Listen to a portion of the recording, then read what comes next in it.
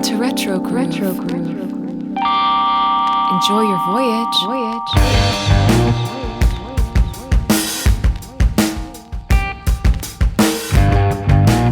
Retro Groove. Retro Groove. Retro Groove. Retro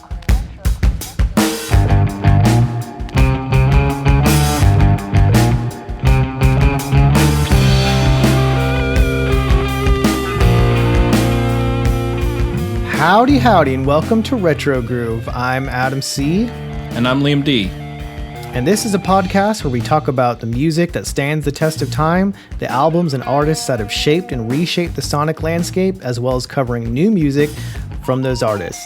Today, we have a special guest with us who's going to be joining us on side B, our very own Dan Caparello, the brainchild and the mastermind behind the entire Retrologic network, and we're very excited to have him on for the first time. So we'll be talking with him for our spotlight on side B. First, we're going to get into what we've been listening to recently, community question or two, and then look at this week in music history. But before we get too far, Liam, how's it going, brother? Pretty good. 4th of July weekend, nice long weekend, taking it easy, trying not to think about work stuff too much, and trying to keep my kid calm as fireworks just take over a neighborhood. I don't know how it is with you guys, but like everyone here just was lighting them off last night. And it was probably like from sunset until almost 10:30, 11 o'clock at night, just a consistent rumble. That she was excited about it initially and then was not having it whatsoever. So yeah, that last night was definitely a melatonin kind of night. So it gets pretty crazy around here. It more goes until like 1-2 o'clock in the morning here. Wow. But yeah, thankfully I haven't heard any tonight though. So, cause a lot of times you get like the people that for whatever reason we found a bunch of more and they'll light them off on the 5th. But thankfully we haven't really had that this year. Nice. But yeah, mostly just, relaxing and spending time with family and stuff like that. Cool. So I'm excited today to get into some One Hit Wonder discussion. One Hit Wonder is a kind of a big phenomenon in the music world. There's sort of a mystique around them. What happened? Was there, something that caused them to not have any more success, or was it a fluke? There's a lot of question marks surrounding it. And so I thought it would be fun to look at some one-hit wonders from kind of our quote-unquote golden era of the 90s. And there just seems to be a whole lot of one-hit wonders. Kind of started a big trend in the mid-'80s or so, but certainly the 90s seems, and I may be biased, but seems to be sort of the golden age of one-hit wonders. Do you kind of agree with that? I do, yeah. I think also there's just a lot of nostalgia that can easily get tethered onto a song like that. Usually when you have a one-hit wonder, it's happening, it's explosive, it's often connected to a film or a movement, like a sound that's taking off at the moment. And that can also expose you to something new. Once everybody's listening to something, or if something's just undeniably catchy, it can expose you to hip hop or R&B or funk or dance or whatever it is. Or it can just be a ridiculous dance that people on the Today Show are doing, whatever. I am interested to see, actually, as things can be kind of cyclical, and I think we'll touch on this later, with the way that people consume music now and how easy it is to just be exposed to a song on a streaming service, I think that we're probably going to see, it's too early to tell, but I think we're going to see a lot of this one-hit wonder phenomenon happen again as things kind of bubble up on TikTok. People kind of, some stuff starts trending and you just start seeing massive numbers on Spotify. And then people move on to the next thing and those artists get left behind. Yeah, I agree with that assessment. It does remain to be seen, but a lot of these new artists that have these explosive hits, you sent me the article about the diamond records that have gone diamond, and it's like a lot of them are very new artists, and some of them are so new I haven't even heard of them. Yeah. So it will be interesting to see. This artist had a hit that went diamond. Will we ever hear from them again? You know what I mean? Right, it's really interesting. Right. So that'll be an interesting thing to watch for in the years to come. But before we dig into that on side B, Liam, what have you been buying and listening to recently? So I think I'm experiencing a little of the phenomenon that we touched on last time, which is, and I feel like it's just going to become more and more impactful on how we kind of consume or purchase music as people who like to have a physical copy. I went to my local spot expecting to be able to pick up even a CD, let alone a vinyl copy of Tyler, the Creator's new album, Call Me If You Get Lost. Now, look, he announced it 3 weeks ago. It came out last week. Like, I would hope that, when Taylor Swift did that, you could then go to indie record stores. They made a note of going to indie record stores, and you can buy signed copies of her album when that came out. But Tyler's album, you can't, or I couldn't find anywhere. Like, I went to two spots around me and I couldn't get it. Now, I don't know if that's just they didn't stock it or whatnot, but I asked at the desk and they were like, yeah, we haven't seen it. I also, though, would think that with the immediacy of making music, if an artist works on something for a few months and is ready to get it out and then is told that you need to wait 9 months for your vinyl records to get pressed, like, there's no reason anymore to wait to put that out. You could just put it out and then put out the vinyl next year or in a few months when it's ready. So I'm anticipating that I ultimately will be able to buy a copy of it. I'm hoping. But it, for now, I have to listen to it on streaming, and that just kind of reinforces that engagement with music then. So I have to go and listen to it on streaming. I can't play it in my car on a CD. I can't throw it on a turntable. But what it did do is, so I started listening to it a bit. And I there was one album of his, I don't know how familiar you are with him, but I think the Odd Future stuff, I mean, that started back in 2010, so I'm going to say it's retro enough to touch on for a second. Oh, of course it is. Because he's been putting out music for over 10 years now, and there's something about him, I mean, obviously early on, it was very provocative. It was really punk. Like, it was the punkest kind of hip-hop that, he was a teenager that was hitting people with skateboards and saying things that just like would have your parents tearing their hair out. It melt your face. And then like I followed him through from until Wolf, and then I got away from it until he put out, I think it was called Flower Boy. And it was his production, like he does almost all of his own production. There's something so unique about it. And it's this blend of like a jazzy folk with some sampling.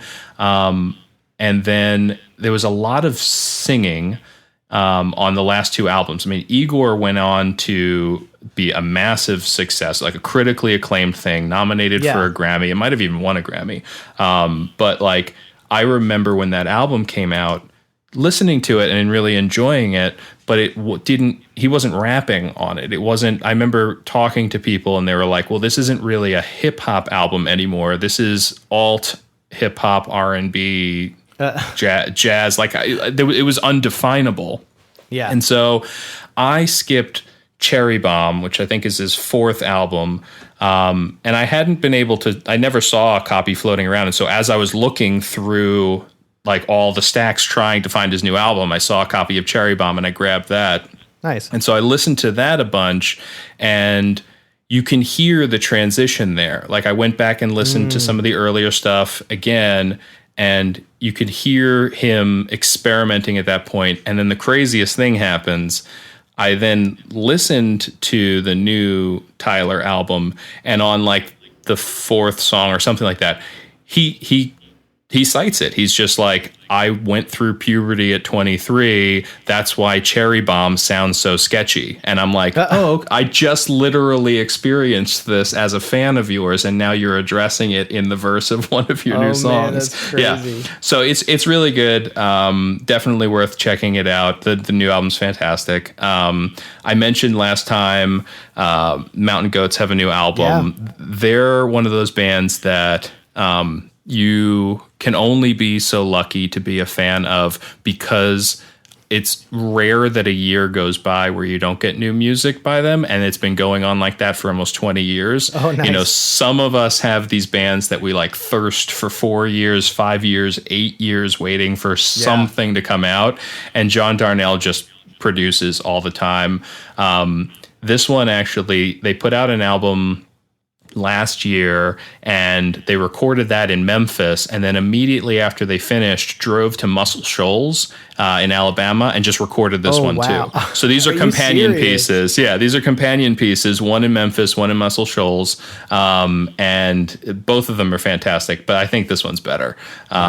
Yeah, so this one's great. Again, I couldn't find this on vinyl. I'm assuming it's an order thing, although obviously this album's been done for over a year. You can order it off of the Merge website, so I just did that. I bought the CD just because I was in the store and I love this band, and then I ordered the vinyl on the label's website.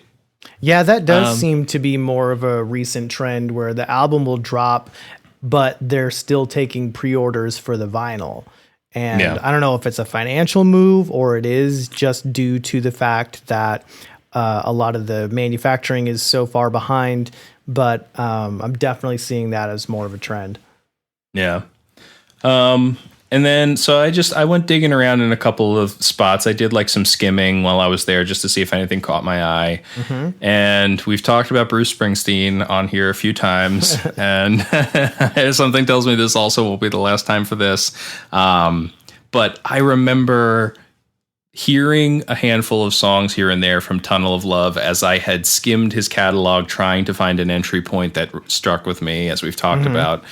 And there was a copy sitting there for $5 and LP, and it was in good shape. And I'm like, you know what? I'm gonna go for it again. Like, I'll grab this and I'll just see what happens.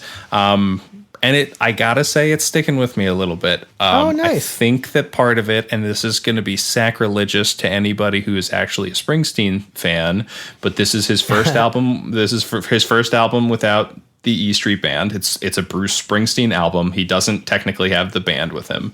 There's synths and drum tracks, you know.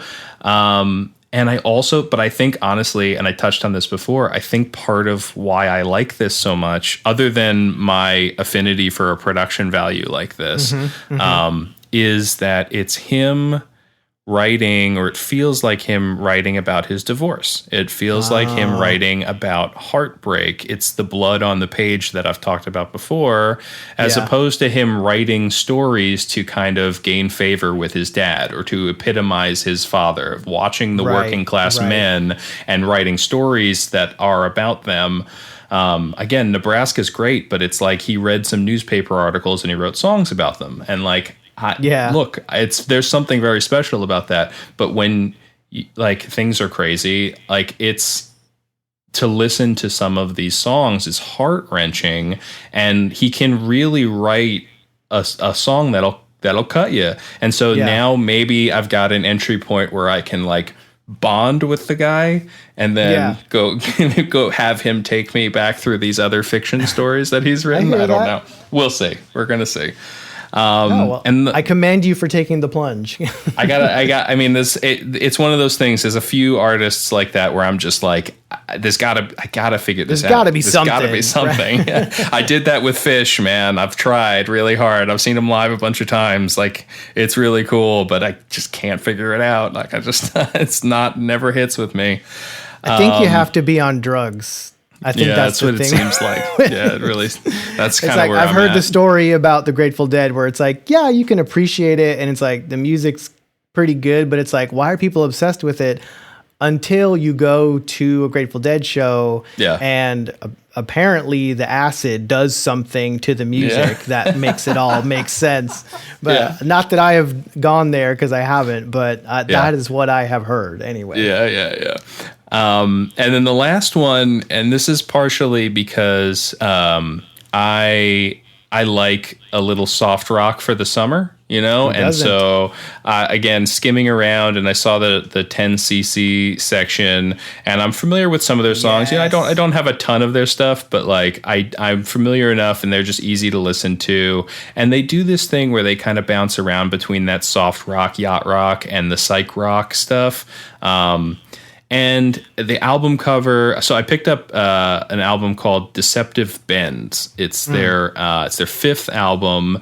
Apparently the band, I looked it up, the band had just kind of like started to split, and it's only two of the four guys who like carried on after the first four albums. But it's got, I mean, there's a song on it that I think everybody would know, which is The Things We Do for Love. Like, I think Amy Grant had a huge hit with it later on, but it was like super catchy and big back in the day as well. But yeah, it's good. It vacillates from this, like, it kicks in and it feels like it's going to be like a Floyd-esque kind of like psyche trippy record. Obviously with a good pop sensibility to it. And then the next song, and maybe this has something to do with the recording process or what the band was going through, but the next song is just a departure for that, and it feels like you're listening to Ambrosia or whatever, you know? Oh, wow. But super listenable. And again, like, I love having that kind of music to just toss on in the summer if I'm just like, you know, hanging around the house or in the backyard, and I can like have the speaker set up so I can hear it and just listen to some Doobie Brothers, like some soft rocky Toto, whatever it is, you know? Absolutely. Definitely. Yeah. All right. What about sounds you? Good. Good little mix. Well, I've been listening to, I stumbled across the fact that Morcheeba, speaking of, you know, some 90s, you might even be able to consider them a one-hit wonder.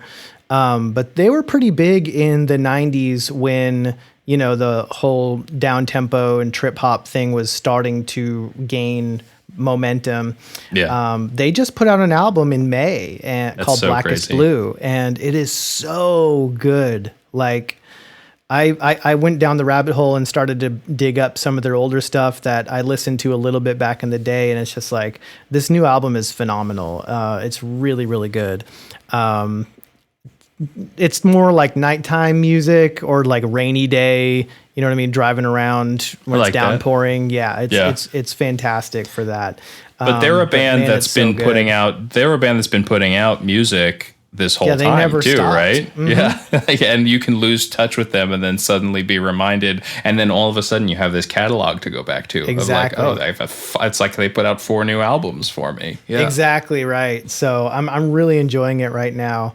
Also digging back into a band that I was really, really into about 20 years ago called Chibo Mato. And they are, if you're unaware, a Japanese duo who came over to New York and started to get big. It's Miho Hattori and Yuka Honda. And Miho Hattori went on to be a member of the Gorillaz and was on, that first album, and it kind of comes in and out in the later albums. And then Yuka Honda, collaborated and played in various groups and started playing with Nels Cline's band and became romantically involved. And now she is married to Nels Cline. So it's just kind of some interesting, an interesting web of musicians going on. But they put out a couple albums, actually 3, I believe, in the 90s. And then they came back together and put out an album in 2014. But the one that I have on vinyl is called Viva La Woman.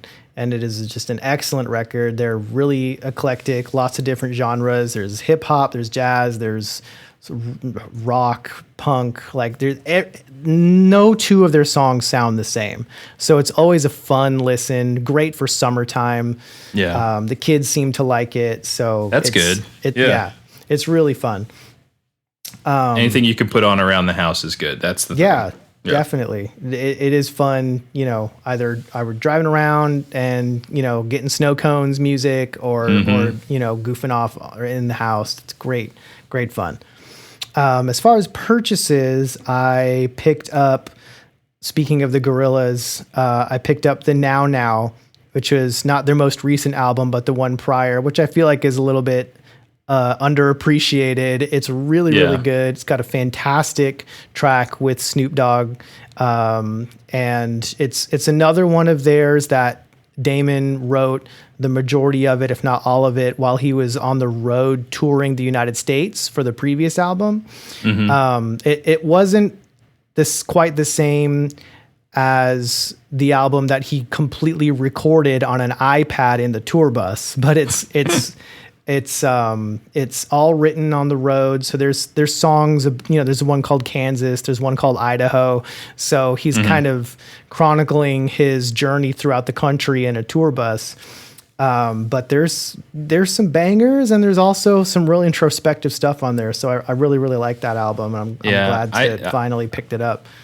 I skipped this one, honestly. Like I missed it, and I need to go back to it because I've heard about it a couple times from people. And Damon is someone who he often hits for me, but I feel like I usually need to spend some time. I mean, there's obviously a few things that he's done where it's just like immediate. He wrote a catchy song, a banger, or something that's just gorgeous. But then there's a lot of stuff that grows on me with him. His solo album, Everyday Robots. Like I remember listening to Everyday Robots, and the first time I listened to it, I was like, what is this? This is weird. And I gave it another 2 or 3 listens, and I was like, oh no, this is awesome. This is really good. The Good, the Bad, and the Queen. Same. Like he does so much stuff, and I think we're gonna have new music from him soon. So that's pretty exciting. Yeah, it feels like one of those albums where you need a few listens before it really gets inside of you, but then you can't let it go. Yeah, I listen to that a lot. Another album that I've had on my wish list for a while that I finally found is Painted Ruins by Grizzly Bear. Really amazing band, and I don't feel like they get the recognition that they deserve. They're just so multi-layered and make some really interesting music. And Painted Ruins is, I think, their best so far. They've done quite a bit, but this one I think is just like the culmination of all their previous albums. Most people probably know them from, you could probably consider them a one-hit wonder as well. But maybe, this newer album is just fantastic. It's really, really, really layered and just expertly crafted. I love it. And it sounds fantastic. Yeah. This was actually my entry point for them when it came out, because it got some buzz, and the way, I forget how they described it, but they described it in a way that seemed really beautiful, and I was like, okay, I just need to get this album. And I honestly have never really given it a fair shake. Like I listened to it once or twice and I set it aside. I got distracted by something else, and it's one that I've always meant to go back to because I could feel it. It was very intricate. There was there's a lot going on with the orchestration. So I feel like I need to go back to this. I've never. You're giving me a hit list this week of things that I need to revisit. Yeah, which is great. Crazy. Not only is it also one of those albums that you kind of have to listen to it a few times before it grabs you, but also it's one of those where you hear something new every time that you listen to it because it's so layered and multifaceted. Yeah. But I'm just so impressed with what they did with this album. And then, keeping it retro, last but not least, I stumbled across an insane deal on high quality pressing of Paul Simon's Graceland. Nice. I actually found it on deep discount for $8 when normally, it's like a $30 LP. It's not a cheap Yeah. pressing. So I was happy to snag that, and it's in the mail, should be here this week. And I'm excited to listen to that because I don't think I've ever even heard that particular album on vinyl. I've got a couple of his, but I'm happy to have this one on the way. You can call me Al's on that one, right? Yes. Yeah, absolutely. Call me Al. Yeah, it's fantastic. Yeah, I mean, it's such a good album. I remember this is one that my parents would throw on from time to time because I think this also, I mean, obviously it has Graceland. I think this is Diamond and Silver Shoes too. It's on this one. Yeah. I mean, all three of those songs are just gorgeous. So nice pickup, nice price. Jeez. Fantastic. Yeah, I got a shout out to the Vinyl Deals subreddit. So I find a lot of, I try not to order a whole lot from Amazon, but you'll sometimes find deals from Deep Discount or other places or directly from the label. So that was a good pickup. I was glad to catch that one before it sold out. All right. Good stuff. We did get a really interesting community question from Tim, aka Neo Prime. And his question to us is, what is your preferred way to listen to music? Headphones, earbuds, in the car, home speakers, etc. And then follow up, second part to the question, when you have to listen to your favorite tunes privately, what are your go-to headphones or earbuds? You want to take this first? I don't mind. Sure. So if I had, what I would call the perfect listening experience, it would be on my home hi-fi system with my turntable. I don't have a great turntable. I still basically have an entry-level turntable. It's an Audio-Technica LP60. However, I did earlier this year purchase a vintage Technics receiver, an SA500, which is, I don't know the exact year this model was manufactured, but it was somewhere either 78, 79, or 1980. And it just sounds phenomenal. It's really warm and punchy, and it gets really, really loud. I've tried a few different tower speakers through it, and they all sound great. But right now, I'm playing it through a couple of Infinity 363s, which are a little bit more of a more modern speaker. Vintage speakers that are actually really good and in good shape are pretty cost prohibitive. They can get really, really pricey.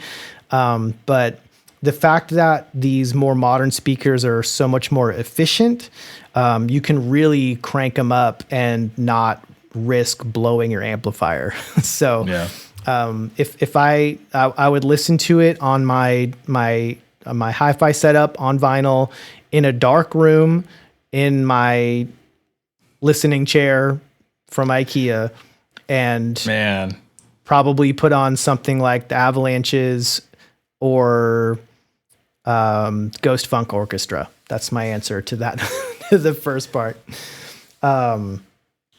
That's my preferred listening experience. But if I had to, I don't typically use headphones or earbuds, but when I need to, I do have a pair of AKG K553s. They're basically studio reference headphones.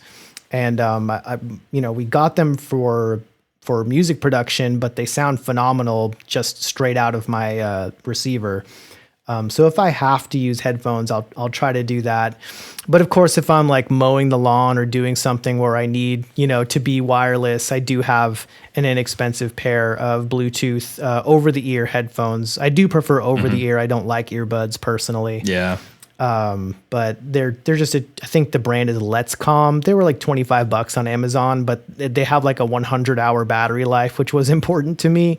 Yeah. I've had them for 2 years, and I think I've charged them maybe 3 or 4 times. So, I don't use them very often, obviously, but in those situations where I'm either, at the grocery store or doing yard work or whatever, they're great for that because I don't care about the sound quality at that point.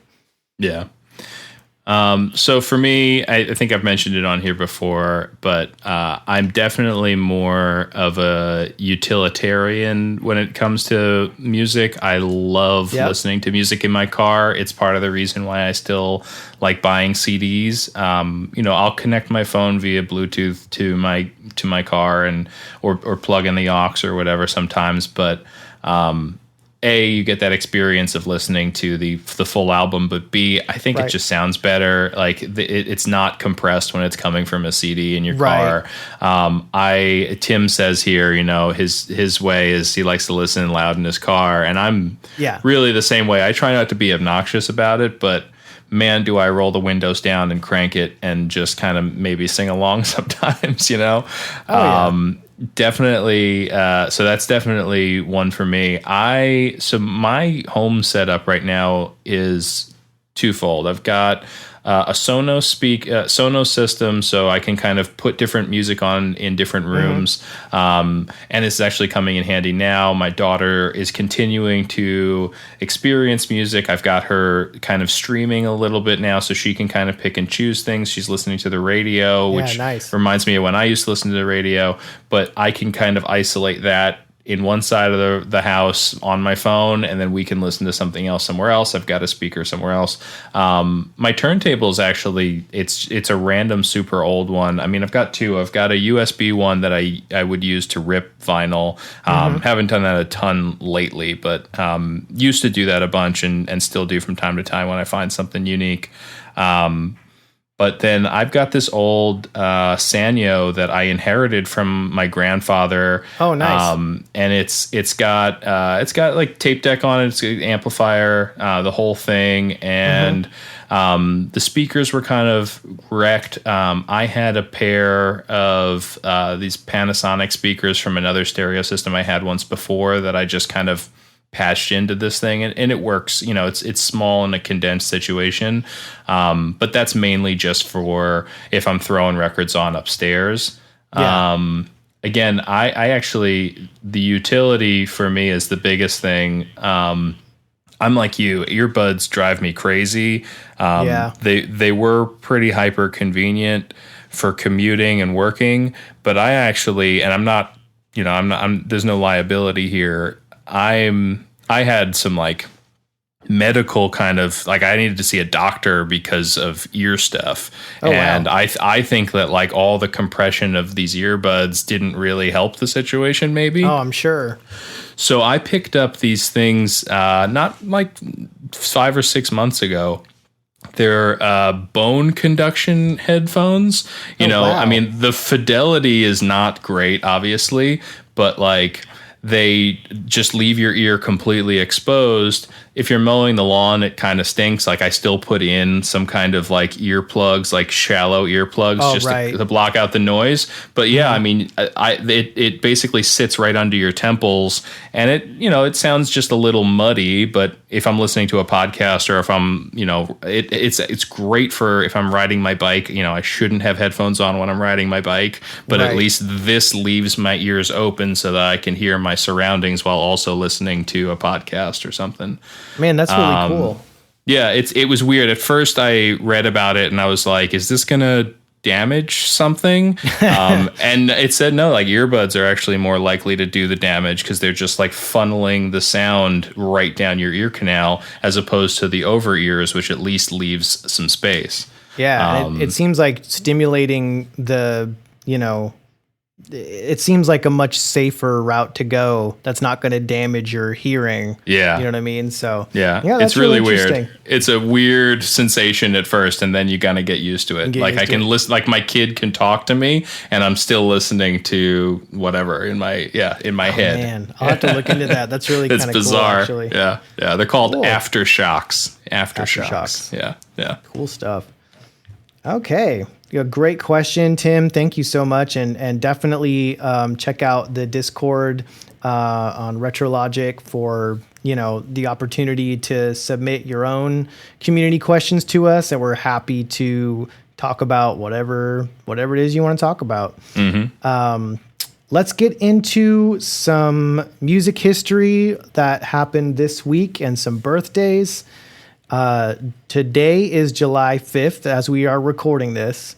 And on this date in 1954, Elvis Presley's first commercial recording session took place in Memphis, Tennessee. He recorded That's All Right, Mama and Blue Moon of Kentucky, the very first recordings or professional commercial recordings that he ever made. This date, Of the King. 1954. The King. Yeah, man. The King.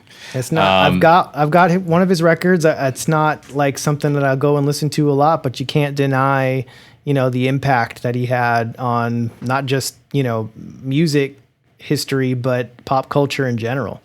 Yeah, I don't know about your history with him at all, but my mom watched a lot of his movies. So I was obviously exposed to his music a bit, but I definitely remember growing up with his movies on the TV, and it was a weird thing to kind of just be used to somebody being a massive musical star and also a movie star at the same time. It's a little more common now, but it's still it's a weird phenomenon.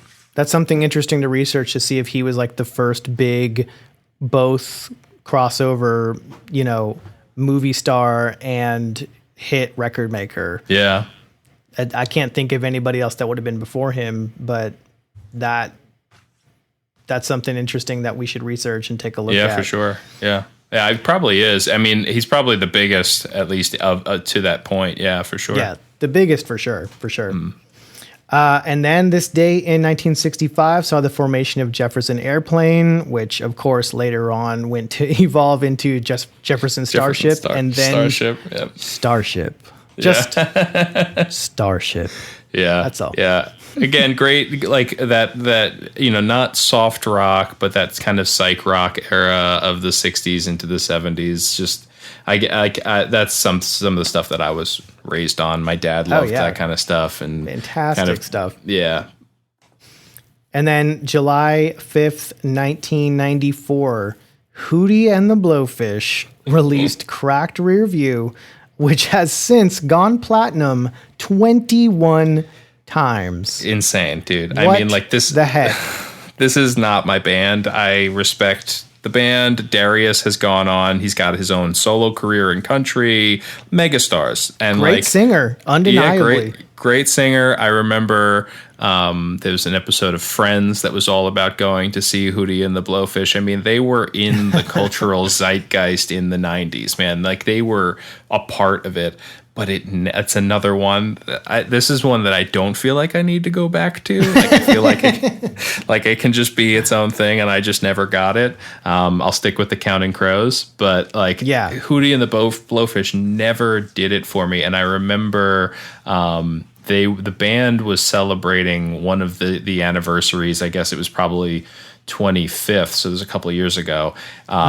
And that was a statistic that I heard, like when there was I think it must have been 2019 that they were going back out to celebrate the anniversary of this album that's gone platinum over 20 times.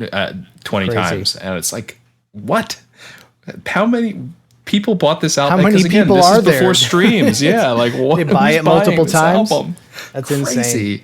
I think it's something that probably did well overseas too. I'm sure it sold well overseas. It's just like Garth Brooks does really well in Europe for some reason. It's just like certain sounds resonate elsewhere as American music, and I think that this represented that.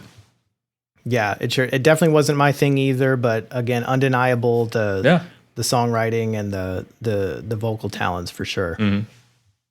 And then again on this date in 1997, I'm sure many of us that are around this age will remember the first Lilith Fair was launched in Charlotte, North Carolina. All of y'all probably know the artists Sarah McLachlan, Jewel, Tracy Chapman, Sheryl Crow, Emmylou Harris, Fiona Apple, Lisa Loeb. I mean, this was huge in the 90s. I mean, it was massive. And there were also these other side stages where you had like Pat Benatar performing and stuff. Like there was there's everybody turned out for this. And in a time now where female songwriters are so prevalent and driving the industry, I would argue right now, like the whole industry is is under their spell and is controlled by them. Whether you're talking about Cardi B and Megan Thee Stallion on the hip hop side, or Phoebe Bridgers over on the folk side, or Doja Cat or Dua Lipa, like women are just running this, and you have to think like this was not that long ago where Lilith Fair was a punchline almost, you know, like Lilith Fair was a moment, but also then everybody was like, oh, Lilith Fair, you know, like shave your armpits or whatever. Like it was like this weird kind of bristling that happened in the late 90s where all these women got together and they staked their flag and they're like, look at us. That like Fiona Apple and Sheryl Crow, it's an incredible lineup, man. Like it's incredible so crazy. Yeah. And I think what happened was that kind of the status quo got threatened, and there's always going to be a backlash when the status quo is threatened. And so, you know, I was a huge Fiona Apple fan and still am. So when that first hit, I was like, oh, I want to go. Like, you know what I mean? There were artists that I wanted to go see, and I was like, I didn't care. But there were a lot of people that were like, you know, kind of thumbing their nose at it and just kind of, like you said, treating it like a joke. But without that, we wouldn't probably have this fantastic surge of female artists that we have now. Yeah. So yeah, I props think to Sarah McLachlan, who I think was kind of the mastermind behind the whole thing. Yeah, for sure. Yeah, she was really annoyed, and I think it was her and Lisa Loeb and Paula Cole. They like kind of banded together and said, "Look, you look at a lot of what was female pop music at the time, and it was the Spice Girls, and like there's empowerment in that as well, but there needs to be a space, and there needed to be a space for all of that, and Lilith Fair was founded on the fact, and I still hear it to this day, which is crazy, by the way, like this isn't gone, where if you were booking a show, they wouldn't want to book multiple female acts. You'll hear this on radio still to this day, even on some TV programming, where it's like you need to make sure that there's not back-to-back female voices, because they felt like it didn't test right, or it wouldn't sell, or it wasn't marketable. And they were sick of it. And they were like, no, then we're going to do our own thing. And you'll have 50 women on the bill, and I'll show you what we can do. Right. If you won't book 2 women together in a row, we'll book 50 of them, and then we'll prove you wrong. And they did it, man. They killed it. Yeah. And thankfully that seems to have changed as far as, you know, it's definitely not unusual to have multiple headlining women. I mean, look at any of the festival lineups this year, and you know, it's women all over the place, and you know, I'm here for it. I think it's great. Yeah, for sure.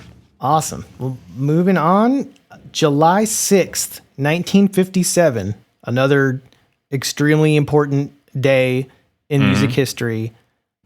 This is the day that John Lennon and Paul McCartney met for the first time at the Woolton Church Parish Fete, where the Quarrymen were appearing. If you don't know, the Quarrymen was a band founded by John Lennon well before the Beatles, and eventually, you know, Paul impressed John with his guitar skills. And I was reading a story where John and the other guitar player in the Quarrymen were so impressed with Paul's ability to tune guitar. They were paying other people to tune their guitars at that point because they didn't know how to tune them properly. Wow. And so that was one of the ways that Paul impressed them, was the fact that he could tune their guitars. You know what I mean? So good on you, Paul, for knowing how to tune a guitar properly, because without that skill, we might not have the Beatles as we know them today. Yeah. It's also amazing that we can pinpoint this. You know, we're saying like 50 plus years ago on this date, the initial spark that would then cause the Beatles to become was started. Like it's cool that we have this kind of archive to know that when this exactly happened. Absolutely. And the only thing we don't have is you know, not that I know of anyway, is like video evidence of this happening. Right. You know, people didn't have, you know, handheld recording devices at that time in history. But speaking of Paul McCartney, July 9th, 1972, Paul McCartney and Wings played their very first show in the small French town of Châteauvillain. And obviously, this was, believe 6 years post Beatles breakup, or at least 6 years since the last time the Beatles had performed. So, 6 years is Paul and Linda McCartney and Wings. And they just toured around all over the place, put out a number of great albums and great, just, kind of, I hate to call it a postscript to the Beatles, but, Paul being my favorite Beatle, I have to give it up for Paul McCartney and Wings, because for me, they were an extension of the Beatles.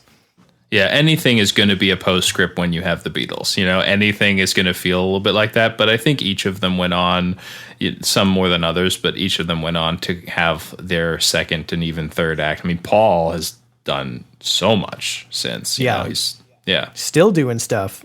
Still, yeah. That most recent album of his, and then the follow up where a bunch of other artists came in and did remixes of the songs. I mean, it's amazing what he's doing even to this day. And so hopefully we still have him for a number of years, but it's just insane to see such a creative spirit endure for so long. And, God bless Paul McCartney. So we'll leave it at that. Yeah. I mean, I remember hearing him performing at a music festival, and I wasn't familiar with his new music at all. And he was singing a song called "Fuh You." I don't know if you. It was from a couple years ago, and I remember just sitting there. I was like, "Is that Paul McCartney swearing in song from a stage? Like, what is happening here?" But at a similar thing, he was singing "Paperback Writer," and I'm watching 16-year-olds sing along to it, and I'm like, "Of course, this is wild." But is it, of course, like 16? Like, that's because they grew up, man. Their parents had it playing, and they grew up with it. And when you grow up with the Beatles, it sticks with you, right? But but that means that their parents heard it from their parents at that point. That now you're 3 generations down, probably, unless they're finding it on Spotify or something. Like, they're 3 generations down from who originally heard this song and has passed it to their kids, who passed it to their kids. Probably at this point, yes. That's crazy. Yeah. It's amazing. Yeah. No, you're right. 100%. Okay. So we'll hit a few birthdays, and then we'll wrap up side A here, and we'll flip it over to side B and invite Dan on to share about his top one-hit wonders of the 90s, and we'll all share our thoughts on that. July 5th, 1950. Huey Lewis. Yeah. Everyone knows, his number one single, Power of Love. It was in Back to the Future. Massive, massive hit. Happy birthday, Huey Lewis. Were you a Huey fan, or are you a Huey fan, or were you ever a Huey Lewis fan at all? I'm a casual Huey fan. Yeah. I definitely remember hearing him back in the day, hearing "I Want a New Drug" and not getting it and being like, this is dumb. And and then it's probably like 8 to 10 years ago at this point, I just I think he put out a blues album, and I'm like, why is Huey Lewis putting out a blues album? And then when you go back and listen to his music, you're like, oh, because he plays blues music. Yeah. He plays like soul and blues. Of course he loves this. And it's just kind of heavily drenched in the 80s. The 80s, which I still will love. And so I went back. I did, I don't know, we could touch on this on a different podcast at some point about greatest hits albums that we own, because there's a whole thought process about which albums you'll buy a greatest hits of and which you won't. I bought a greatest hits because I'm like, I want to immerse myself in this and I want to hear the jams, and just fell in love with the guy's catalog. I've become a fan. You know, he's been putting out music for 40 years now or whatever. And like, it took me until, 2015 or 2014 to discover the guy and be like, oh, okay, no, this is my dude. I like this guy. Well, you're gonna elevate him from meme status in my mind, so that's good. Yeah. Anytime you can do that, it's fantastic. Yeah. Also, July 6th, 1925, Bill Haley of Bill Haley and His Comets, commonly known as the first rock and roll star, had their number one hit, Rock Around the Clock, in 1955. Hard to imagine it being that long ago. Also credited as bringing rock and roll music to white America and, the rest of the world at that point. But, he took what he saw others doing and kind of put his twist on it. And, obviously we want to be fair to all the rock and roll artists that came before him, but he is a historical figure in music and definitely deserves at least a mention on his birthday. Also on the same day, but in 50 years later, 1975, Curtis Jackson, otherwise known as 50 Cent. 50 Cent. G-Unit. U.S. rapper, had a number one hit single in 2003, In the Club. And nobody doesn't know that song. That was a big hit.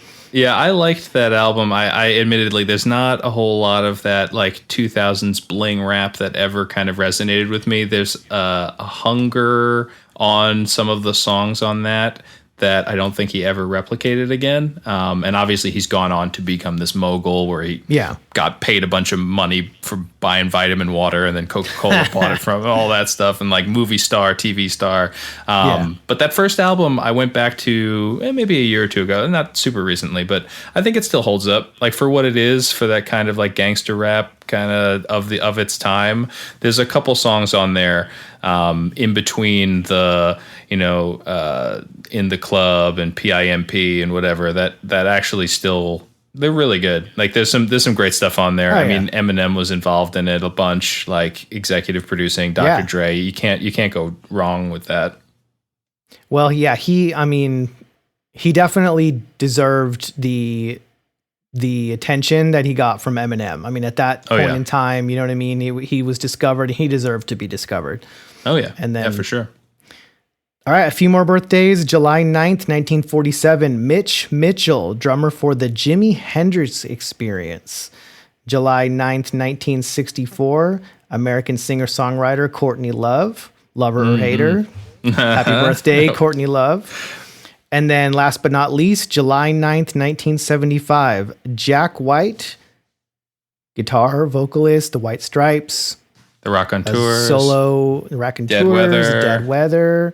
I have to say, my favorite Jack White vehicle is the Dead Weather. I know I'm probably 1 out of 100 that would actually say that, but I like the White Stripes. I like a lot of his solo stuff, but the Dead Weather does it for me. Yeah, I hear that. I actually go back and forth between Dead Weather and Rock on Tours. White Stripes are what they are. I think that they obviously wrote, like, there were some fantastic, undeniable songs from that era.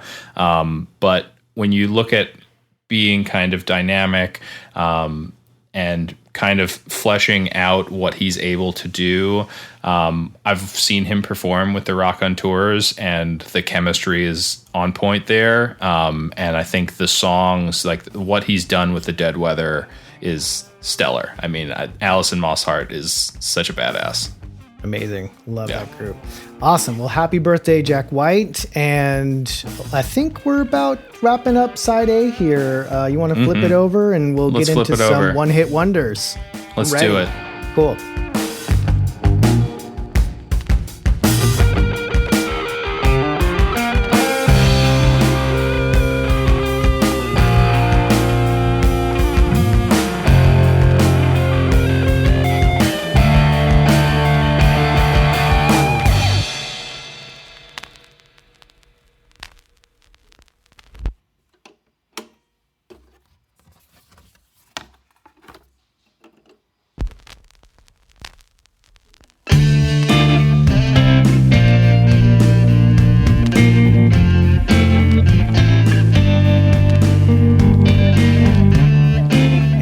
Welcome back to Side B of Retro Groove, and we are, as promised, here with the one and only Dan I'm here. Caparello, the pilot, the chief cook and bottle washer of the Retro Logic Network, the man that started it all, The CEO. the CEO, president, and head honcho. Is that Dan, is that a real term with the It bottle is. washing? Wow. well, that's like an old timey saying. Yeah. Well, I'm not an old timey guy. You know, in a way though, I am. In a way. So So tell us how you're doing, Dan. I'm doing pretty good. It's a bit sweaty here in the old garage tonight, but it's been a tiring weekend. You know, you had 4th of July and all the jerks in my neighborhood love to launch their illegal fireworks. And I have 3 kids under 6, so there was not a lot of sleeping going on. Mm-hmm. But How'd the dog do? here we are. Dog wasn't too bad. I slept on the couch with the dog so Oh, that man. the dog Oh, okay. wouldn't freak out. Yeah. And Good then my man, wife good had man. earplugs. So we did okay, but it just, it's just never fun. Right. Never fun. It was fun coming over and having all the fam get together, though. So that was Yay. cool. Thank you for having us over. You are so welcome. Come back. All right. We are diving into our spotlight this week. One hit wonders of the 90s. Now, of course, I'm a little bit biased. I'm sure all are a little bit biased that the 90s were a very special time for a great many things, music, politics, what have you. But the 80s and 90s in particular was a very special time for one-hit wonders. Yeah. And Liam, I know you had some kind of theories about this, and I don't know if you want to dig into that a little bit, but Yeah. I mean, it seems like it got more frequent as we got into the kind of mid 80s, well into the 90s. yeah, I mean, MTV obviously fed into that a lot. It took a lot to get on the radio before that. But once you had the system, the marketing machine of MTV, you had them, these record labels just churning things out left and right. Not to say that before that it didn't exist. Like you go back to the 50s and 60s, I don't know if you can name another song by the Five Satins or whoever, like there's tons of songs that we all love from these one-off things. So one-hit wonders have been around for decades. But there's something about how the industry kind of churned things out in the mid to late 80s, how people started to consume music differently, that I think drove into the early 2000s. And I looked it up. I mean, obviously it's a little early, but I looked up the past decade to see what are the kind of formulative one-hit wonders that we're looking at now, and there's just not as many that I see. Again, giving everybody an opportunity. It's still the century is still young, but you think of like Gangnam Style by Psy. There's a few things out there that could. Gautier's song is just like it's going to be that song, and that's going to be it. Yeah. But yeah, the 90s into the 2000s, I think, were a really, really special time for this one-hit wonder kind of culture. Yeah, and I also have to wonder if it has something to do with the way that the actual physical media was shifting and changing. We went from having vinyl records and cassette tapes, which for the most part, it was kind of a linear listening experience. It was kind of a hassle to select a specific song, particularly with cassette tapes. But as we got into the mid 80s to late 80s to early 90s, you started to see more digital formats with the compact disc becoming, prolific, where you could skip around easily. You could skip, we can do song 4 and then we can do song 6, or you could set your own playlist and play the songs in any order that you want and easily swap out and play, you had multi-disc changers where you could just go crazy random mode. And so it started to become a little bit more on demand. And I think that might have actually fed into, we are impatient now, and we want the next thing right now. Like we don't want to wait for it. And I think that might feed.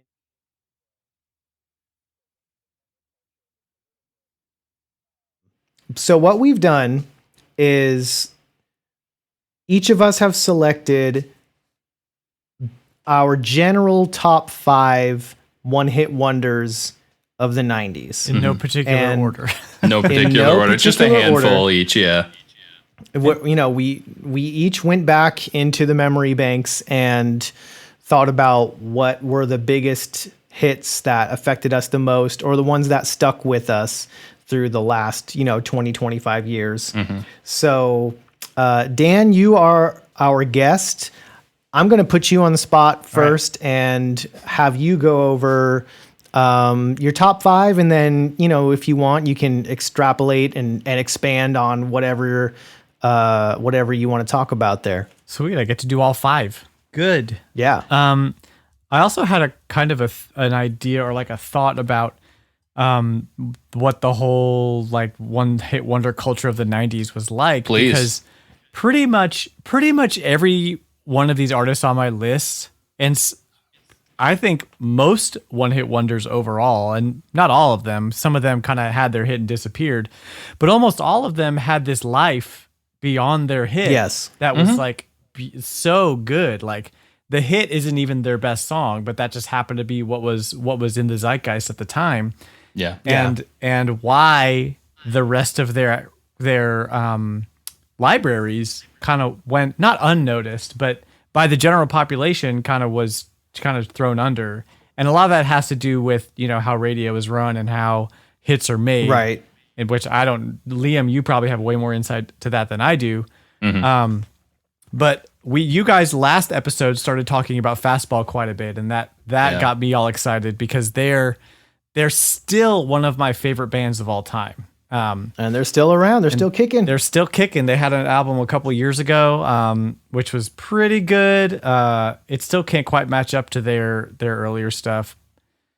But so their big hit obviously was The Way, and that was on your playlist last episode. And that kind of like started this whole rabbit hole that I went down of like re-listening to all their discography and rediscovering stuff that I loved from them. But The Way was kind of an insane thing for them because their first album was very punk inspired and very like hard and like edgy, and everything on All the Pain Money Can Buy, I think that was All the Pain Money Can Buy. Everything on that album was very, not soft, but just not hard. It's a pop album. Yeah, it was a super pop rock album, kind of 70s rock inspired, but still very poppy.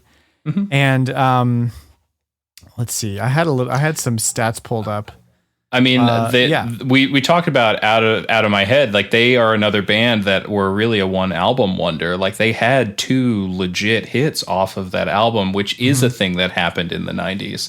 I think Out of My Head is the song that we talked about last episode because it was sampled. But The Way, I remember my mom hearing that song and just being like, she wanted to turn the radio up. Like she loved that song, and she likes like Simply Red and the Police. Like she does not listen to contemporary music at all. But yeah, she was universally enjoyable. It was just a great pop song. Yeah, I mean, and it was high on everybody's charts. It was number 1 in Canada for a while, which is kind of insane. It was number 1 in the US on 3 different lists, and then it stayed up in the top 40 for a number of weeks. It just stick around, Yeah. And then they had their second album, which was pretty good, and it had that other song of theirs, which was "You're an Ocean, You're an Ocean," which was semi hit. Yeah, I mean, and people know that song, but they might not even know that it's Fastball or know where they know it from. It was just one of those songs that was around, and then they just totally dropped off. And everybody kind of missed their 4th and, in my opinion, best album. So, Does that Keep Your Wig On or Keep Your Wig? Yeah. Which that one was so which good. Was, as we discovered today, co-produced by Adam Schlesinger, who we'll get into later. That's so in not great detail, that's amazing. probably. Not surprising, but yeah, that totally makes sense. Wow. And you listen to The that album. Spiderweb is. Yeah. Go ahead. You listen to that album and you totally hear it. Like Yeah. you hear. No, it Fountains makes of so much Wayne sense. in that album. Yeah. So anyway, that's Fastball. I'm so glad I got to talk about them a little bit. Next on my list, we have Not a Surf with Yes. like seriously, probably number one favorite band of all time, Not a Surf. Like if I listen to anything and I don't know what to listen to, it's Not a Surf. With their song Popular, it's just like not at all their wheelhouse. No. They have so many albums that are way more in line with later on they did Let Go, and everything after that is Let Go, right? It's soft indie alternative, and Popular was like this harsh, and actually that whole album it was High Low, their first album, was just very hard, Another, just like Fastball, started off really hard and then kind of found their place. And I actually, I have this crazy story. I met Matthew Cause, who's the lead singer of Not a Surf, at South by Southwest show that I was running as an audio tech when I was working for Freeman AV, who rented out the equipment.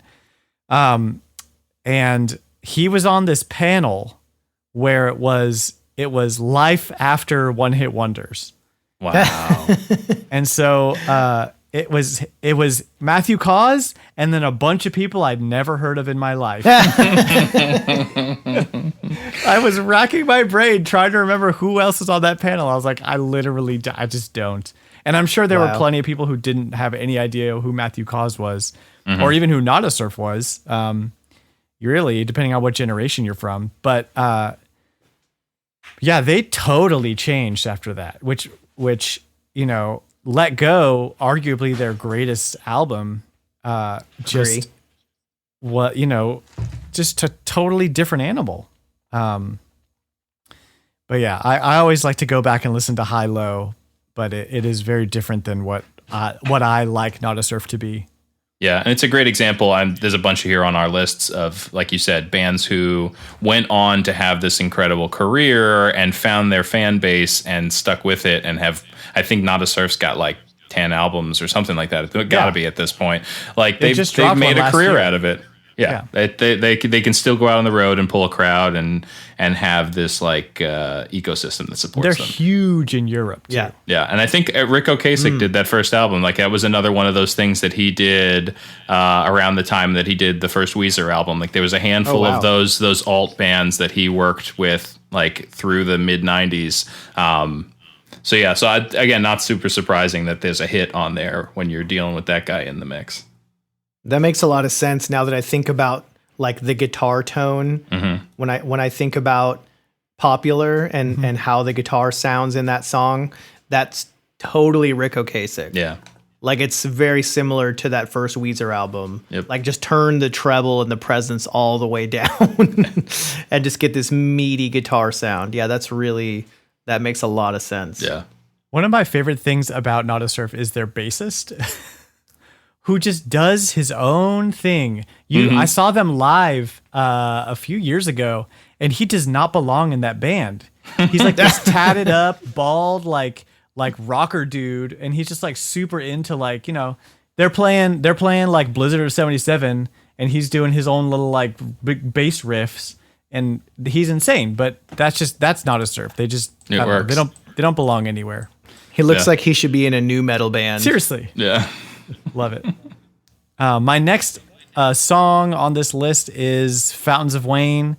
Stacy's Mom, it's Stacy's mom. Yeah. I thought, everyone knows it. That the thing about me is that and Adam too, we were listening to Fountains of Wayne back when they first started. Right. And Yeah, I well thought before Stacy's Mom. I thought that Hat and Feet was their one hit wonder. I don't know if you know that song. I'm just a hat and feet. It was on Radiation Vibe, or is that the name of the album, or is that just? Well, no, that's. Track? I was just gonna say, Radiation Vibe is the first song on the album, and I would have thought that was their one hit. But I mean, then that's a killer song. I think I heard Hat Yeah. and Feet first, which makes me think that. But anyway, Oh, Stacey's wow. mom got it going on. And technically this is 2003, so it's not really a 90s hit, but they've been around. they're a 90s before band. this. Yeah, they Yeah. were around before this for a while before they Yeah. had their actual like break in. Which is kind of bonkers considering Adam Schlesinger is like crazy prolific throughout the music industry and movie industry. And my goodness. his band just kind of had that song. And I remember reading an interview one time with them, and they talked about how they literally had a conversation before they dropped this album where they were like, okay, like if we put Stacey's Mom on this album, this is going to be our hit and this is what we're going to be known for. And Yeah. is this what we want? I remember reading that in an interview, and it's so interesting how they knew before the song Yeah. even came out. They were like, no, this is going to be what everybody listens to. I've got one in the chamber. Should I take the shot? Like I Right. could, or Exactly. I could sell it for a bunch of money to some pop star, or I could do it myself. Yeah. you know, Exactly. And they did it, and now, They did and it. he was absolutely right. That's when you say the words "Fountains of Wayne." Oh, Stacey's mom, and it makes me Yeah. so mad. But it just is what it is, you know. Yeah. Yeah. And the dude has won 3 Emmy Awards? Insane. Yeah, something like that. A Grammy, and nominated for a Tony and a Golden Globe. Like, what other one-hit wonder has those accolades? I mean, that's insane. Wrote all the music for That Thing You Do. Wrote all the music for Lyrics and Music. Worked with Gwen Stefani. So many. Worked with like huge The artists. Monkees. He wrote Yeah. music for the Monkees. Like, oh my god. Adam. So Yeah, missed that dude. insane. Okay, so we've got Jamiroquai up next, which Oh my God, this song. Like, I guess Talk about it. So okay, so Virtual Insanity, which everybody knows this song, Virtual Insanity. It was a crazy, insane smash hit everywhere. Like, yeah. just like dominated the charts for so long, and had the that coolest, music video. It had the coolest music video anybody had ever seen. And we were all staring at the screen trying to figure out how he was floating, like walking on, just like It's just a moonwalking all moving over the floor. room. Yeah. It's just a moving floor, but the way Camera that is they did attached it, to the walls. yeah, so just- cool, so freaking cool. And Jamiroquai, Adam, I think you got me into Jamiroquai, and then it was one of those things where like you were like, oh hey Dan, you might like this like fusion funk band. And then I don't even remember, to be honest. I kid you, I bought every single Jamiroquai thing that I could find. And That's to amazing. this day, I still can't not listen to whatever new thing they're doing. It's just that I have to. Yeah. And I still really, really want to see them live. And for a long time, they were not touring in the US. Yeah, And I think they're planning on coming back soon. And I thought I read that somewhere, but I don't have the info in front of me. But just, I don't know what else to say about this song. yeah. The Dan was good. go ahead. I was going to say the tough thing with them is like they did have Canned Heat, which with the Napoleon Dynamite Right, on the Napoleon soundtrack Dynamite. was huge, but I don't think that got pinned to them enough. Like people No. know that song from the movie. They know the syncs. If you played it for them, they were like, oh yeah, I heard that in a movie. I heard that in a TV show. I've heard that somewhere before on a YouTube video, but I don't think that has Jamiroquai attached to it. Virtual And- Insanity was like, here's this song by this guy wearing a huge top hat, and like, what is even going on right now? And they literally are the same Exactly. today as they were back then. He still wears the top hat. Yeah, The other well, he's got like song- these crystal Right. things off. Yeah, it's got The- some yeah. headpiece. Yeah, The only other thing I could think of that they did was big was when they did "Feels Just Like It Should," and I can't remember. I think that's just the name of the song. That was in a PlayStation commercial, and it's Yeah. the song's catchy as hell, yeah, and so like it got a little bit of traction because of that. People would hear the song and be like, "Oh, this is a cool song," but it didn't go nearly as far as Virtual Insanity did. Well, kind of like how we touched on quite a bit in the last episode, talking about, Tony Hawk soundtracks and game soundtracks in general. A lot of these songs that end up in video games or a commercial or what have you, they end up becoming kind of off chart hits, for lack of a better term. You know what I mean? It's like everyone knows these songs, even if they didn't actually chart, because they were so prolific and all over the place in another medium. Well, and just like the Tony Hawk situation, that song had been out for 2 years by the time PlayStation grabbed it. So, it's not going to be on the charts. So Jamiroquai, they can be a tough pill to swallow because they're very weird, but they're also just if you're a musician, you can't help but appreciate what they're doing. Yeah, they're a good band to just put on, like they're one where you're just like, I'm just going to choose a record. It doesn't matter, and just throw it on. So this next band is fighting for the top spot of my favorite bands of all time, and that is Grandaddy. Yes. And Grandaddy had the song Crystal Lake, which even though it was like number 28 top hit in the UK, and it got its rounds in the United States, I wouldn't be surprised if nobody had ever heard of it before. It wasn't that big, but we're taking the term one hit wonder loosely here so that I have an excuse to talk about Grandaddy. Grandaddy feels like, as far as I know, they only had one charting hit, at least like in the top 25. Yeah. Now, so I think you're good. When 28 Days Later came out, they had a song on that soundtrack. They had AM 180, which was on their first album, which was at that time 10 years old. So it's not like that's going to chart, but it did get a bit of a boost. And when I saw them live, they played it because they knew, okay, people know this song at Skate Fest. We might as well play it. Yeah. But Grandaddy is very personal to me because they're a band that feels like nobody in the entire world knows who the hell this band is except for me.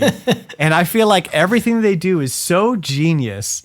And anytime they collaborate at all, whenever Jason Lytle does something outside of Grandaddy, it all sounds like Grandaddy.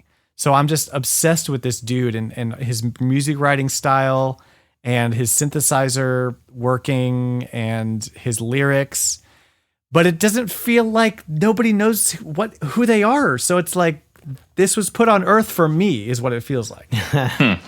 They're on the indie radar a little bit, but outside of that, most folks, unless they're tuned into a local public access radio station like KUTX or KEXP or those types of stations, you're probably completely unaware of who they are. Yeah. Yeah. I think they're not pop, but he certainly writes like he's a pop songwriter. And then he makes his music all weird. So it's like unpalatable to the normal ear. Yeah. I know that he was planning, because it had its 20th anniversary last year. And I know that he had, before COVID, had been planning this whole thing. And I think they ultimately went forward with it, but shifted. They were doing a reissue, and I think it came out, or if it's not, it's for pre-order. But he did a version, or was doing like a scaled down version of the entire album, like re-recording the whole thing by himself. On a piano. Something like that. Yeah. I have it actually. Did you? Is it out? Yes, it came out. Honestly, it was probably a couple months ago, something like that. It came via Rough Trade, I believe. Unfortunately, the pressing itself sounds pretty bad. Oh man! And it seems like more of a manufacturing problem. But the music and the work itself is fantastic. That's honestly one of the few albums that I would recommend to just get digitally. The album is literally called The Software Slump on a Wooden Piano. Yeah. Yes. Oh, okay. It's really good. It's That's honestly amazing. It's very, very good. And it's a little bit of a tearjerker as well. Like some of the songs that might be a little bit more fun and upbeat take on new life when he's, literally just him and a piano. So yeah, I wish the vinyl pressing was better. There's just a lot of noise and distortion, so it makes it difficult to listen to in that format. But the album itself is fantastic. Cool. I got to go back and I got to check that out. I missed it. So that's Granddaddy. That's my heartfelt. So bonus round. Bonus. I have to mention Dynamite Hack, Boys in the Hood. Because you can't talk about 90s one hit wonders without talking about the like chill down Jack Johnson style cover of Boys in the Hood by Dynamite Hack. Yeah. Well, they also have a little bit of a unique one hit wonder status along with like Soft Cell and Tiffany, where their one hit wonder is a cover song. Mm-hmm. Alien Ant Farm. But now I know all the Alien words Ant Farm to Boys as in the well, Hood. yeah. I now know all the words to Boys in the Hood. Now we know all the words to Boys in the Hood. Yeah. Absolutely. Thank you, Dynamite Hack. Yeah. To go along with me knowing all the words to Getting Jiggy with it. You know? Yeah. So you and I can, we can trade bars. Perfect. That's awesome. me, guys. That's my Sweet. list. Good list. Adam, you want to take a couple here? What do you want to do? Well, sure. And if only because there is another connection between some of these artists here that, again, I just discovered today, doing a little bit of homework for the songs and artists that we were going to be talking about. My first artist and almost certainly my favorite artist in my top 5, so this would be my number 1, is Superdrag. Their smash hit was Sucked Out off of their first album, and they actually, or John Davis, the principal singer songwriter, co-wrote a song with Adam Schlesinger of Fountains of Wayne. And it's one of the best Superdrag songs. It's just an incredible, super catchy song. And it's not on any of their studio albums. It's on a split EP that they did with a band called The Anniversary, which is a great band in their own right. Oh my God. But it was this split EP. It only ever came out on CD. It's not on any streaming. Dan's holding it up right now. Because It it's did not not- on streaming, so I had to go buy the CD for $10 somewhere. Yeah, man. it doesn't seem to be streaming anywhere. It's got 3 songs by each band, and they're fantastic songs. Every It's- song is killer. That is so And crazy. so- I remember seeing that CD for sale at an anniversary show. I love the anniversary. I went to the I think it's Your Majesty or His Majesty is the name of that second album. And I went to that show and I remember seeing and not buying that split because I didn't know Superdrag at all. But when you just held it up, I'm like, I saw the A and I was like, oh my gosh, that was on the merch table. Like I remember seeing that. Yeah. Do you remember the lineup of that show? I don't know. It might have been Superdrag. Like it's possible that they opened up for the anniversary or vice versa. I saw the anniversary with the Get Up Kids. Hot Rod This Circuit. band called Okay. it was the anniversary, Get Up Kids, Kofax, and a band I believe was called either Jebediah or Jedediah. And I'd never heard of The bad band, either yeah. band except for the Get Up Kids and the anniversary. Kofax was And- good. Yeah. And I just remember I knew of Anniversary. I'd kind of liked them, but after that show, I was a bigger fan of the Anniversary than Get Up Kids. It was like mind blowing what they were doing. Yeah. So I don't know how they got to. Maybe they were just on the same label and they had a few songs and John Davis doing a lot of collaboration. decided to. Yeah, he does a lot of that stuff. So that could have had something to do with it, but. That's a really, really good split EP. But most people know Superdrag because of their huge hit, Sucked Out.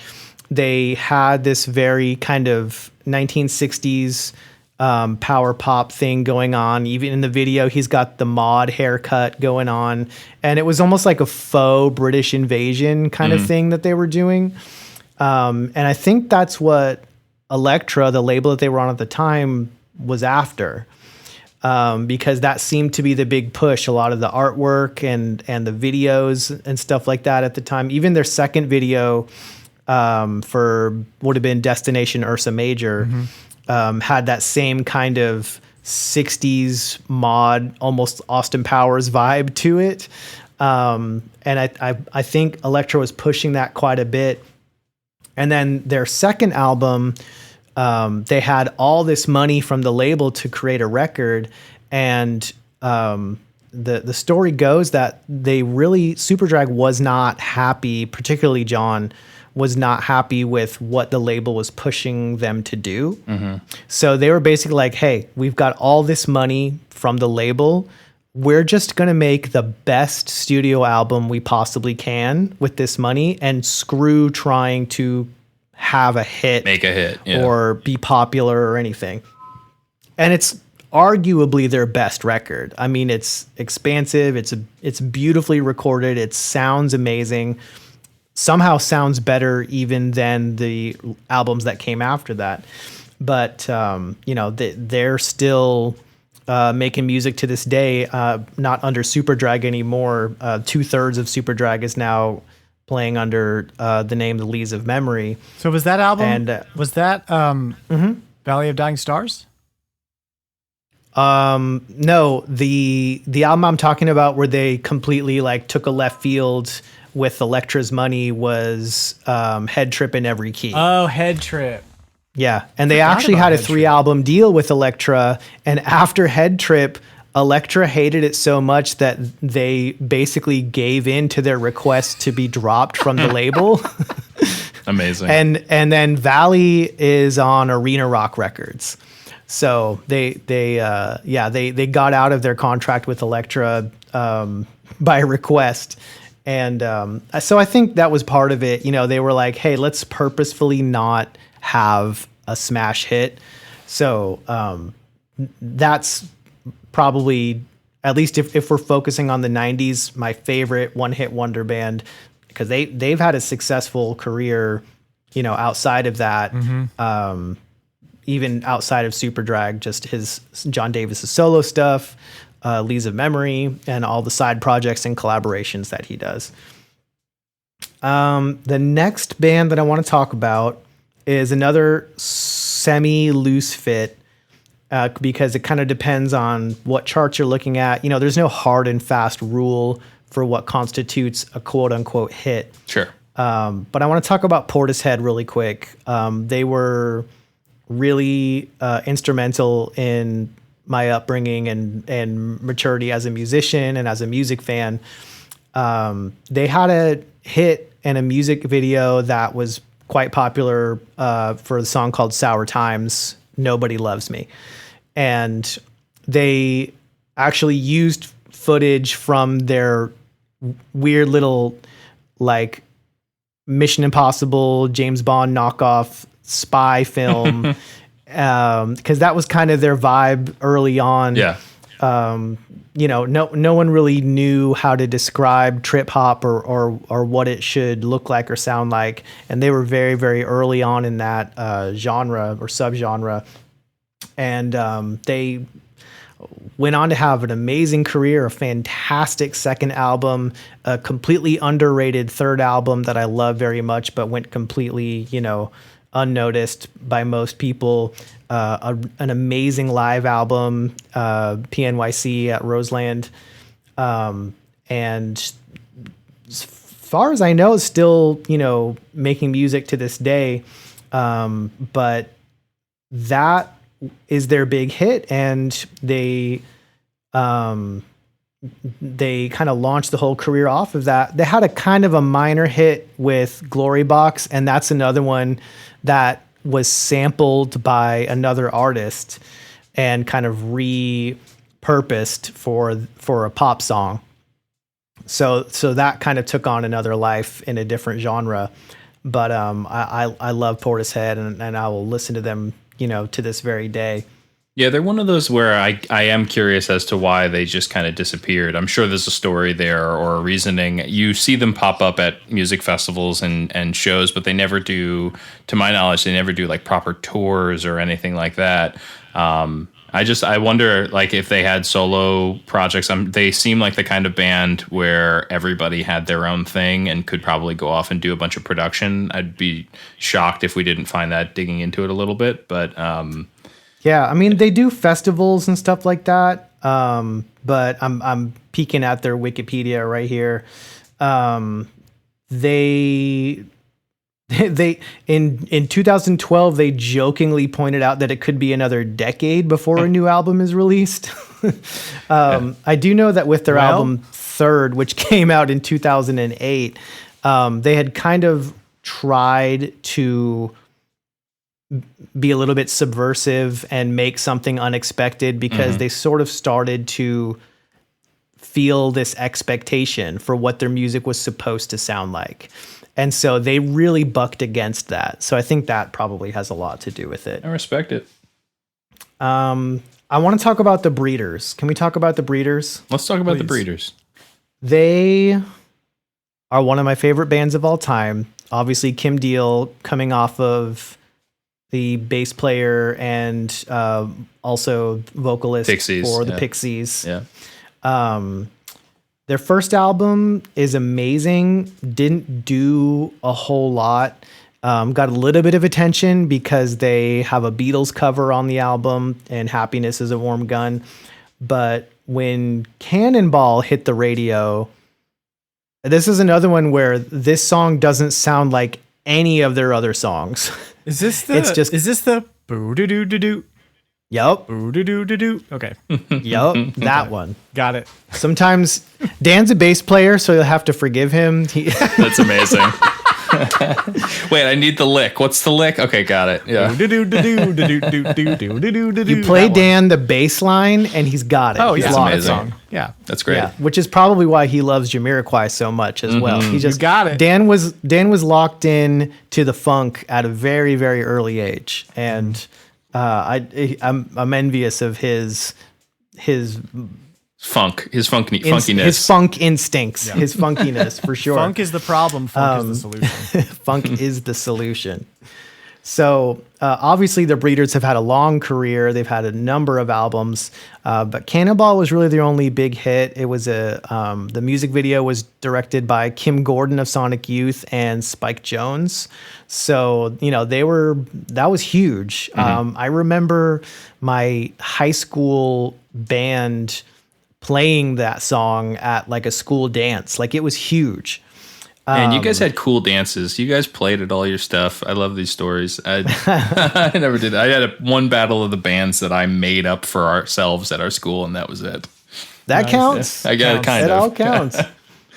So, but I'm a huge fan, and that song in particular, whenever I put it on in the car today because I wanted to, listen to all of my top 5, so they were fresh in my memory. And man, that song rips. Like you just play it loud and it's not really, it doesn't sound like anything. It's completely its own beast. And I love it for that reason. But, they kind of, they're still big, indie rock, college radio stars, but never really had a big hit after that. A couple others on my list that I'm not going to really bother getting into too much. I wanted to put at least one Texas band on my list. Good job, Dan, for putting Fastball on there. Austin, Texas represent. But also Dynamite Hack represent Austin, Texas. Oh, really? Are they from Austin? Wow. Oh, yeah. I didn't even know that. You guys. Sweet. So you're double whammy with the Texas bands. Pow, pow. But I've got the Toadies on here, or Toadies, I believe, without the. Yeah. The hit was Possum Kingdom, and they were kind of this post-grunge pop rock band that kind of came out of nowhere with this hit, with some just crazy guitar sounds, and the time signature is nuts. If you listen to it and you try to if you're like me and you kind of tap along to the song on your steering wheel as you're driving, it actually oscillates between a 4/4 time and a 7/4. It's a really unique time signature, and you'll notice it because I'm going to sound stupid doing it, but the drum beat is like boom boom bam boom boom bam boom boom bam boom bam boom bam boom boom. So there's like there's that kind of extra missing part of the beat, and that's that 7/4 part, but it goes back and forth between those two. So it's already off kilter. And then the song itself, the material is based on this lake in North Texas where there was rumored to be like occult activity and this this religious sect that would immolate themselves on the shores of the lake. And so it was just really kind of strange. But it was a radio hit, and a lot of people bought the album off of that.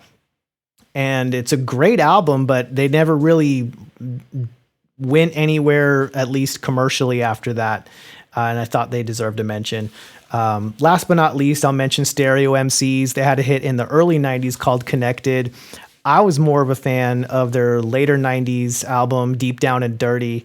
And they're really kind of unique. Definitely worth checking out if you've never heard of them.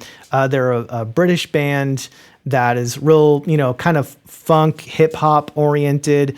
And he's got just that real thick British accent. I'm not good with like the regional accents. So I don't know what part, but they're really fun to listen to, and great driving music, great just jamming out music. And they had a hit with Connected, and they made a bunch of albums after that. They have a great live album that they recorded at BBC. But if anyone has even heard of them, they've heard Connected, and that's pretty much it.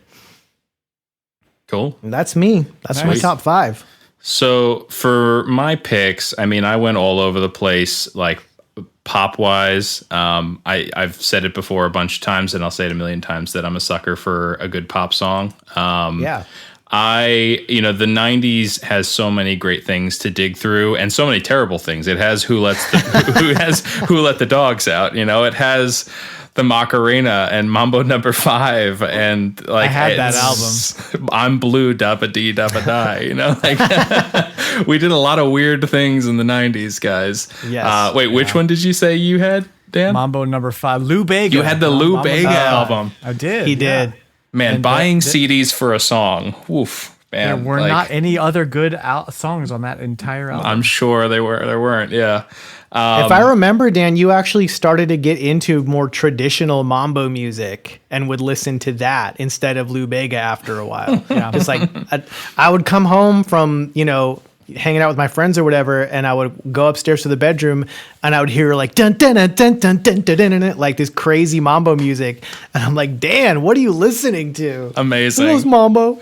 Well, because we all went through like a minor swing phase with Zoot Suit Riot and all that, sure and did. Squirrel Nut Zippers, Cherry Poppin' Daddies, like all that. Like that happened for a hot 3 months or whatever it was.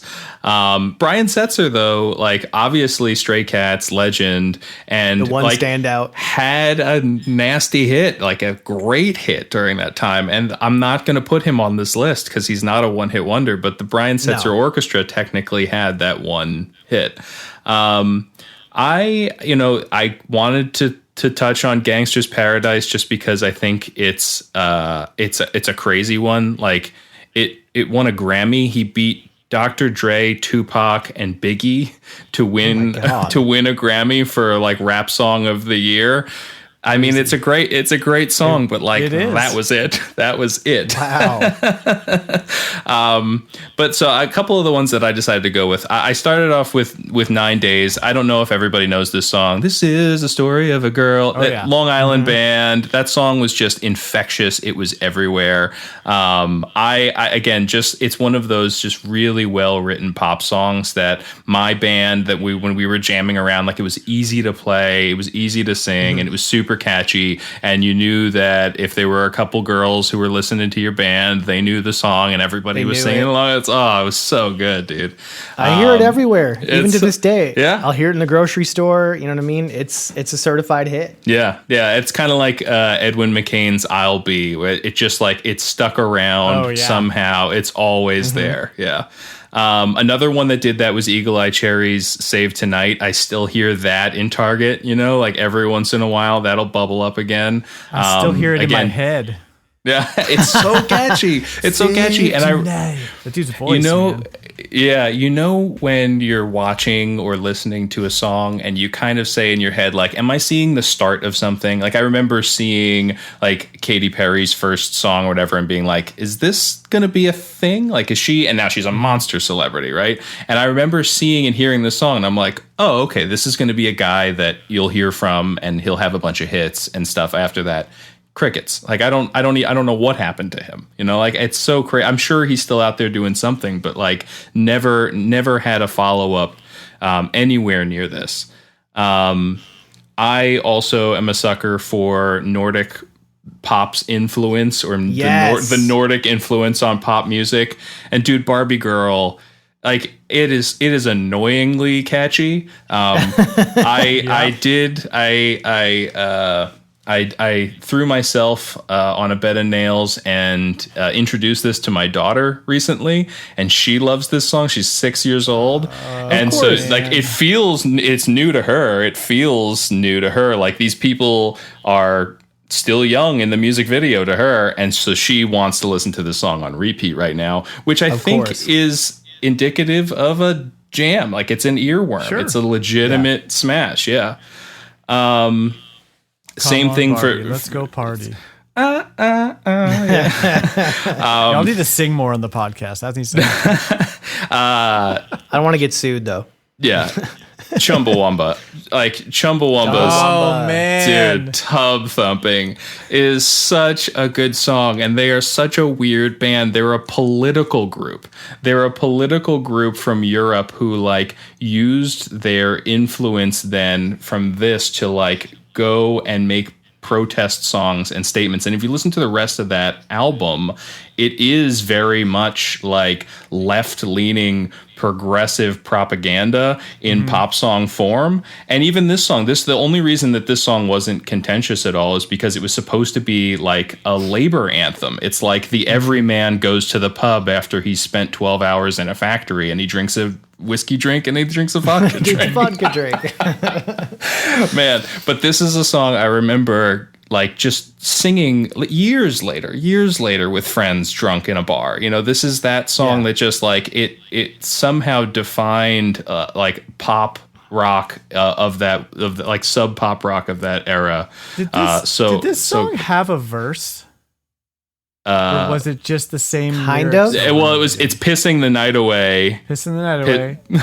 He drinks the whiskey drink. I get knocked down. He drinks the vodka drink. And it's just that on repeat, right? Yeah, it's three things. It's I'm pissing the night away, where she sings it, and then the guy says he drinks a whiskey drink. Right. I was just trying to remember if there were more lyrics than that, and apparently there's not really. Negative. No, not and at you all. hit the nail on the head. It's basically modeled after like a traditional drinking song. Oh, sure. Like it's got the whole repetitive coda and the same lyrics throughout, and it's a sing along, you know what I mean? And it's about drinking, and so it's a modern day pub song. It is, and it worked. I remember, getting sloshed and singing the song, and you can kind of remember the lyrics because there aren't that many. Yep, absolutely. Yep. And then I have a soft spot for Eve 6. I actually wound up loving their second album. Like my band played almost every song on that second album. That was just like stuff that we jammed to. But that first album, Open Road Song was my jam on that first album, and Leech. But Inside Out, I remember seeing the music video for that. And he's like an angsty guy sitting in a diner or something like that, and it's raining, and the girl breaks his heart, and he's singing about putting his heart in a blender, and I'm like, That like chorus- that just screamed to me. The chorus Yep. of that song is such an insane earworm, dude. It's so good. So good. So good. And I don't know if you guys have followed the like Twitter sphere around them in the past few months, but like he has just gotten so meta and so smart, and he just tweets at people saying like, yeah, this is good, but have you heard the Heart in a Blender song? And he'll like get into it, like with Joe Biden. Like, he's like, hey, Joe Biden, have you heard the Heart in a Blender song? Like, it's so funny. If you haven't checked it out, they're worth a follow on there. They threw out some new music recently. They're doing stuff, but like they embrace where their kind of heritage is from, and their legacy. Awesome. But yeah, I mean, so the last question I'll leave for you guys then is, you know, I kind of glossed over these things. You know, we've got those big dance prom songs. I feel like Life is a Highway is one that you like heard at everything, right? Baby Got Back is played at everything. The Macarena is played at everything. I'll tell you, I film weddings for a living. Right. And so every wedding plays the exact same playlist. No matter who the DJ is. Doesn't matter who the DJ is. Doesn't matter the ethnicity of who's getting married. Doesn't matter. Like it's the same. It's Bruno Mars and it's Katy Perry and it's 90s jams and it's Backstreet Boys and it's that stuff. That's what it is. And like Macarena is back. All that stuff is back now because we're all getting married. Yeah, I feel like No Diggity, I like the way you work it. Like that still comes up a bunch. 90s R&B is in there a ton. So you're totally right. All my life, like it's hard to like. All my life is Casey and JoJo are technically a one hit wonder. Jodeci was a huge group, and they were part of Jodeci, right?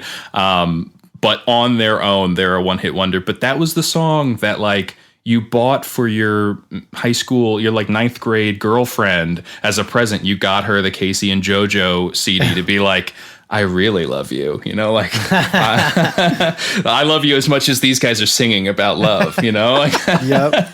I don't have an original thought, so this is how I feel about you. That's that exactly these people what did. it is. Yeah. But so is the I'm not going to say the worst, but is the Macarena one of the toughest ones to digest, or is it I'm Blue? Like I've gone back to a bunch of these things, and it's just like there's some stuff. Ice Ice Baby, like there's a. I mean, we talked about Snow's Informer or Bad Boy, What You Gonna Do? Like all of these weird songs from the 90s, man. There's some tough stuff out there to kind of digest, but I don't know.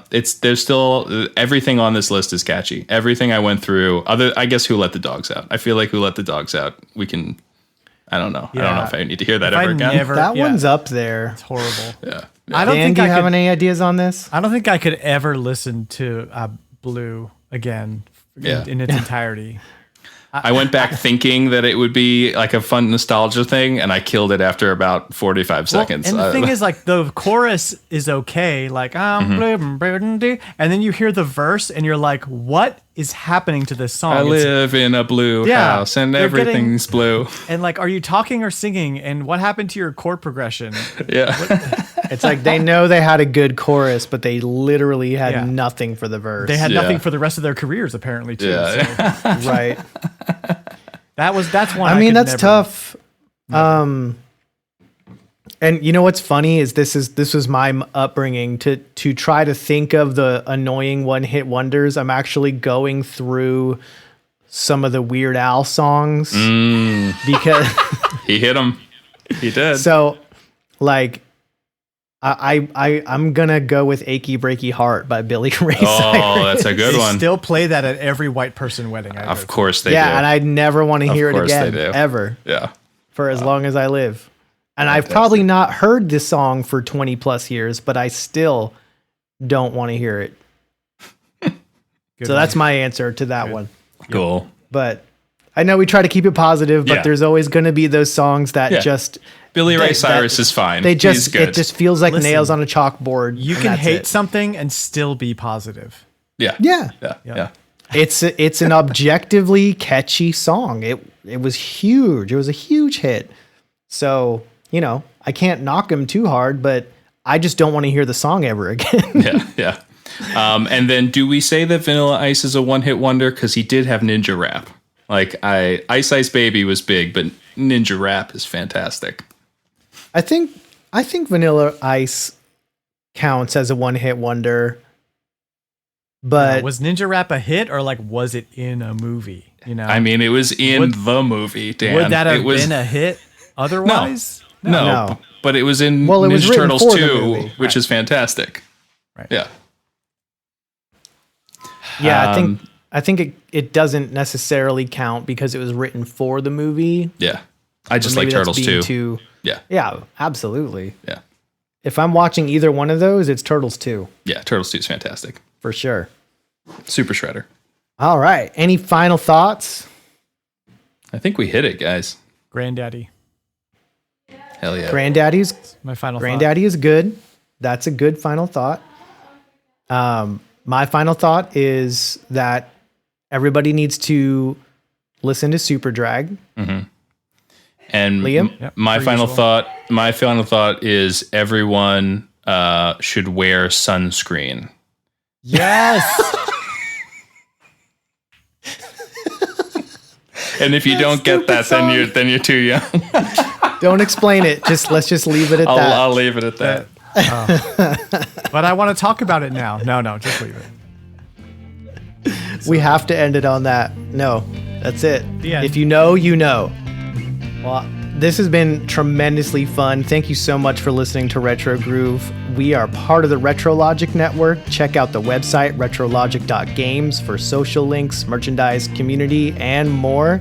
Thank you, Dan, for joining us and for starting this whole retro extravaganza thing. Thank you guys And for thank taking you- it up. Y'all handle this thing, and I love it. Keep it retro. Keeping it retro. Well, this is Adam C. signing Liam out. D. Yep. Liam D. Dan CC. Dan My CC. middle name's Carl. You didn't have to share that. Thanks for coming, Carl.